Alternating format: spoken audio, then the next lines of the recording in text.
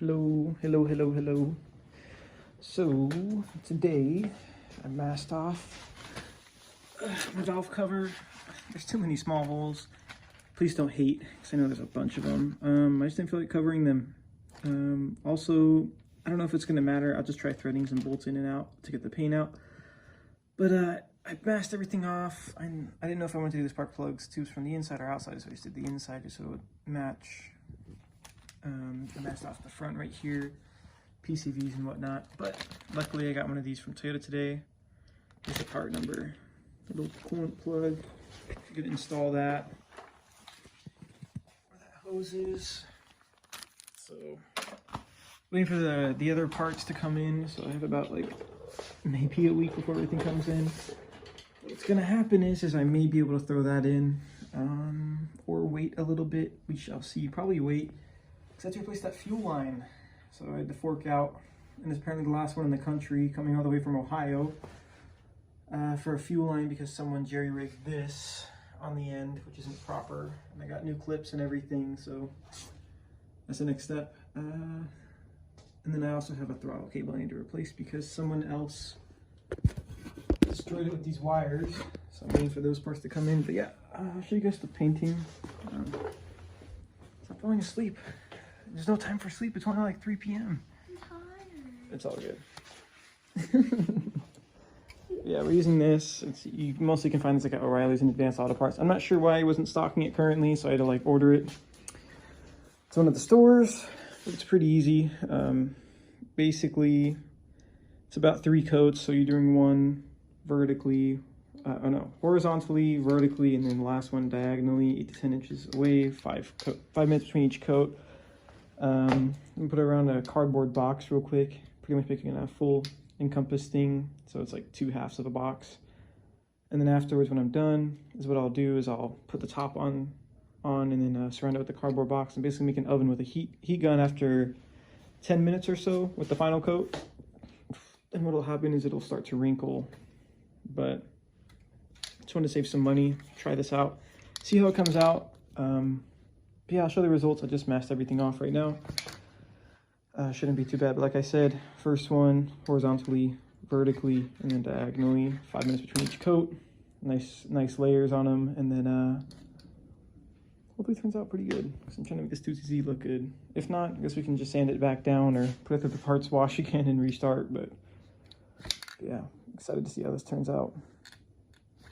Anyways, let's get started. I'm not sure I'm gonna record me spraying this. Okay, so everything's back together. So the throttle body's back on, nice and clean as you can see. So this is the routing diagram of how it's supposed to be going for your coolant lines between your TPMS and then whatever else is left on the body. So like I said, that part number for this one, so 903390710 or 010, sorry. So that one goes on the very end. The next one connects on the right, or if you're facing the front of the engine, it's on the left. And then this long one goes to this coolant line. And then the big one, which I showed you guys earlier, goes on the end right here. You also use the same one for underneath for that big one. I don't know if you guys can see that, but it goes right there. So when it goes back in the car, this is going to be one of your one of the bigger hoses, and then same thing with the thermostat. Those go connect over there, and then same thing with this one. I think this is what's in the same routing, if I remember correctly. But yeah, so that's pretty much everything right there. I'll tackle these two in a second, but I got to put back on the valve cover, do the spark plugs, and then transfer over a couple grounds and other things that are important, which I'll show you guys on video. But yeah, that's the routing diagram. Hopefully that helps you guys. We are very, very close to getting this back into the vehicle. Lots of delays, but I mean, it's working on a car. What do you expect? Hello.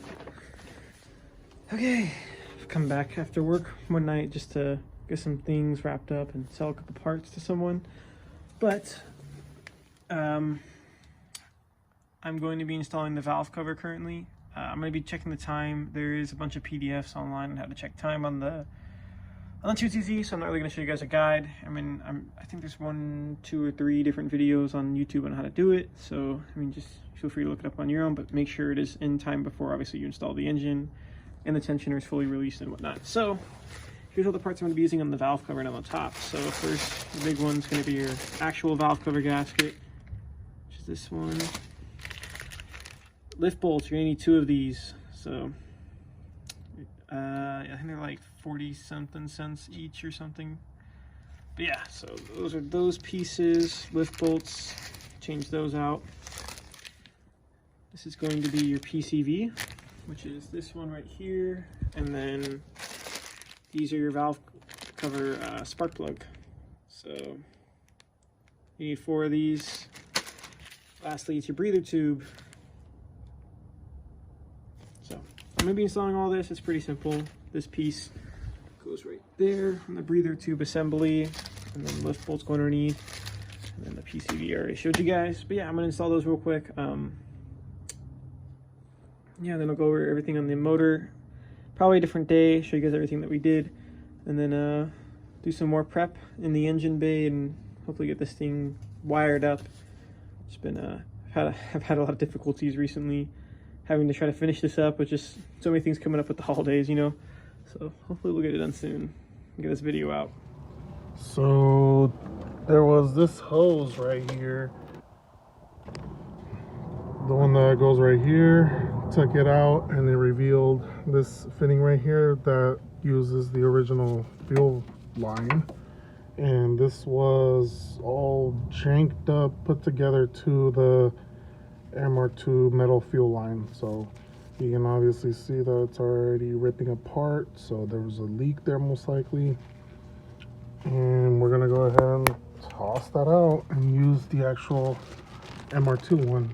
Apparently Clayton said this is the last one on the country, so good luck. Supposedly, there might be like a couple floating around, but it's technically the last one from when I ordered it from Toyota. The guy was like, well, this is like the last one that's listed on the Toyota database. So I'm pretty sure there's some on Toyota Parts Seal, who knows. But anyways, that's the part number if you guys do want to try and get it. This end right here just goes over that. And so I also went ahead and installed I guess this is some sort of safety so that this doesn't come off while you're driving. It's like a plastic clip that bolts onto the metal side of the fuel line as well. I was kind of having a little issue trying to figure out how does this go, but yeah, seeing that's like how it goes. That part number is this one as well. So yeah, if you want to get a new fuel line, there it is. And I'm gonna leave this, I'm not gonna connect the fuel rail just yet to this, just so it could make us a little bit more room. We'll probably do it once the engine's inside the engine bay. So I'm gonna go ahead and tidy up some more things in here and go from there. Hello, it's a different day. We have our boy Santi here. We got Seabass in the engine bay.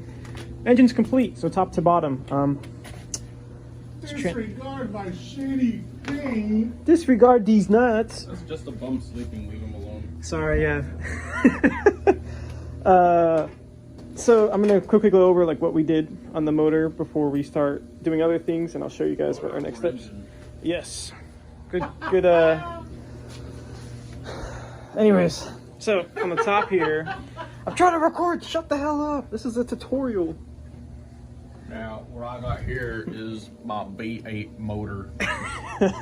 It's a 13B. So what we did on the top, valve cover gasket, PCV right here. We did the spark plug tubes, put the coil packs and spark plugs on the inside. Changed out the PCV. So we got the lines all together. It's pretty much the top side. Another thing that's very, very, very important for the swap, especially when you're reusing the 1ZZ harness, you need to add this ground point. So make sure to add that, clean up the surface if you painted it. We added a new gasket for the VVT-LI. Make sure, obviously when you put on your motor, you're gonna need the hooks and everything. Did the shifter selector shaft. Did the axle seals. Changed out the exhaust gasket, mounted it, put the bracket right here underneath. Added our bracket for the motor mount right here. A couple other things. So we did we added the shifter bracket right here on the other side, or continue right here. On this side, here's the routing for the coolant. So this side for the TPMS, we capped this one off with the coolant pieces like I had talked about. underneath, we make sure it's a 1-wire knock sensor for 2000, 2001, 2002 to higher. It uses a wide band of 2 wires. So there's that one. Here's your, I believe, crank position sensor. We had the dipstick tube on the side. Made sure to change the intake manifold gasket as well. Throttle body gasket. Timing chain cover gasket, all done top to bottom. Made sure the engine was in time. Changed out the pulleys as needed. MWR pieces right here, and then we did the Moroso oil pan. Yeah, technically everything should be back together. So what me and Santi are going to be working on right now is we're going to be putting a sandwich plate for an oil cooler and setting up the cooler lines, which we'll show you guys a little bit of it. Probably won't go too in depth on it, just to show you guys. Ruben. So we're going to be putting that together, and should be pretty cool. And how's the throttle body going? Well, it's already, the cable's already installed, but I can't go any more further down because I won't fit under the car. So I feel like we got enough to be able to clear The motor. Engine. And John? A motor is a Tesla. What is your problem? Anyways. We're just messing around. There is a motor on the engine assembly. Anyways. And if you consider the alternator a motor. The alternator is a motor. Who? And that's a generator. Asked. Generator. Cool. But if you were to... Yeah, here's the throttle cable. It's brand new from Toyota. We installed it. Here's the fuel line. I mean, a motor. Oh my god, this is gonna be too long. But yeah, next up we're gonna be doing wiring following this, and then so we're good right here. I think we should do the wiring, and then once we're done with the wiring, we can slap the engine back in there. yeah, and then I'm gonna work up in the front today, and we're gonna get Part number for the cable. yeah. Make sure to record that part. So over here, I have to remove the strut brace. Sorry, don't look at that. It's TRDs, nothing special. Remove this out, and I'm gonna replace the radiator because I have this aluminum one over here. Slap that in, and then do the sway bar in the front as well. And then we can start doing coolant caps and putting them back in the motor and seeing if it works. So while Clayton's up there recording his side, I just got done installing the throttle body cable assembly, or the cable. It goes under the vehicle. So I got majority of it installed in porn part right here so that we can at least be able to put the engine back in. The only reason we're switching out the throttle body cable is because the one he had was stripped and it was ghetto rigged. So we're gonna work on the wiring now. This is the oil cooler I'm using. It's a MoCal. There's all the So wait, information. did he fuck up his S2K tranny or what? No, he's just swapping his clutch. But I've been doing this, so anyways. Sandwich plate and fittings, I believe they're 8 and this is a 10 row. Here's country of origin, England, British, 19 row. This is what I'm going to be installing because I didn't want to pay like $1 million for a midship garage or Monkey Wrench Racing one. So that's what we're going to be doing today. You can come with a nice little sticker and everything, so cool.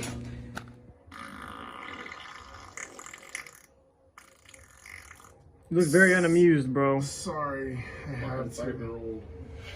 Oh. Anyways, if you're elegant like me and have a hard top, not the flex or anything, but Worth more than the damn car. So Shut you have up. a piece of shit with an accessory that's worth more than the piece of shit. Now continue. that's fucked up.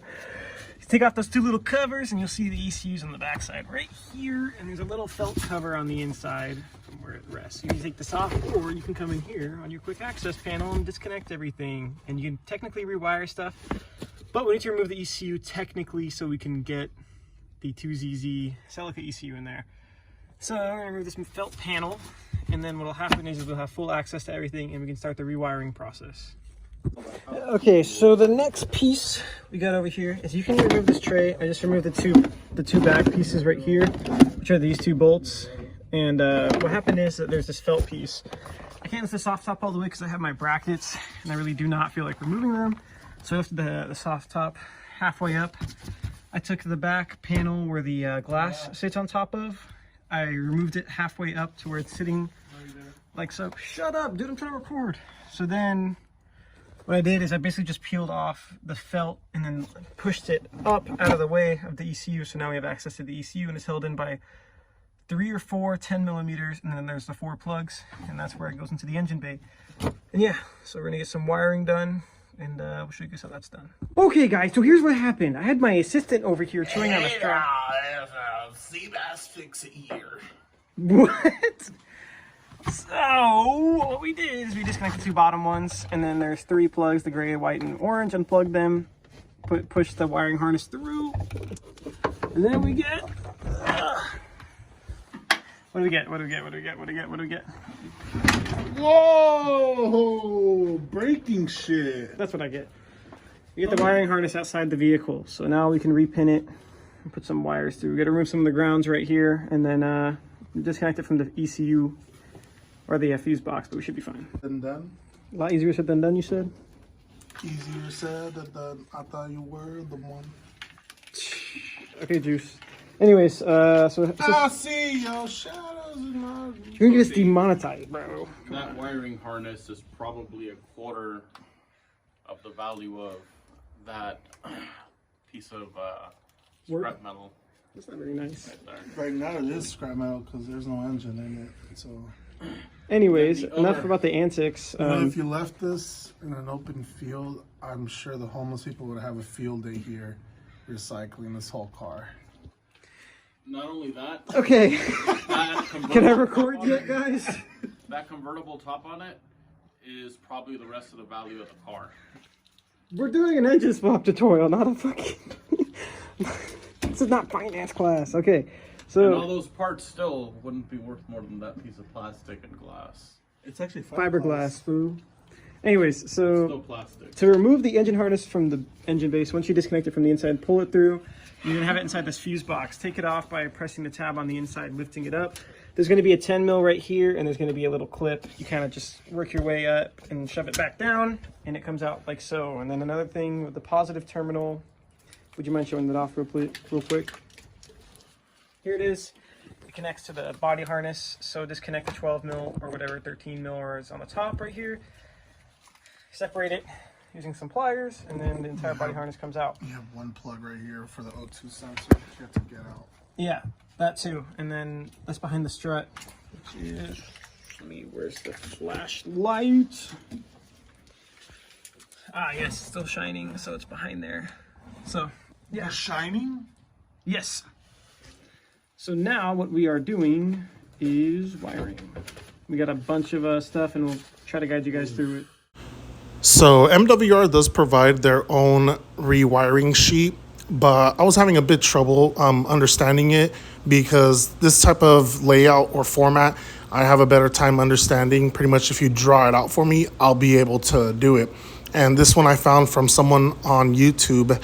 They had a video about this. I'll go ahead and put their video down in the description, but I pretty much followed this one. All you're doing is moving a couple of wires, I believe 2 of them, and then adding grounds to 2 locations, and obviously connecting the 3 wires for your lift. It's not that bad. It's pretty easy, so I suggest you follow this method. Spider Chat does have a pretty good one out there as well, but other than that, this is the one I followed. There was barely any space in the back of the MR-2 for me to record, to do a step-by-step. It's already cramped in there, and then it was inside the garage, so of course no space. So I decided to do it off camera. This is the method I followed. I suggest you follow it as well. Okay, so I'm taking a break from making the oil cooler lines and everything, and I'm going to be dealing with the radiator, which I'm going to be upgrading today. This doesn't need to be done. I had one that I got for very cheap, so I was like, might as well install it. So let me show you guys how to do that real quick. Don't mind the ice cream man stopping by. A couple bolts. So if you have the TRD strut bar, you need to remove that. Put it in the corner. You're going to move out this tray. So you're probably going to remove your spare and everything inside your front compartment. And then so these 2 bolts down here, and then it should be these bolts holding everything, and this thing should slide right out. But yeah, those are for the radiator. But yeah, get started with this. All right, loser, go for it. Oh shit! Oh.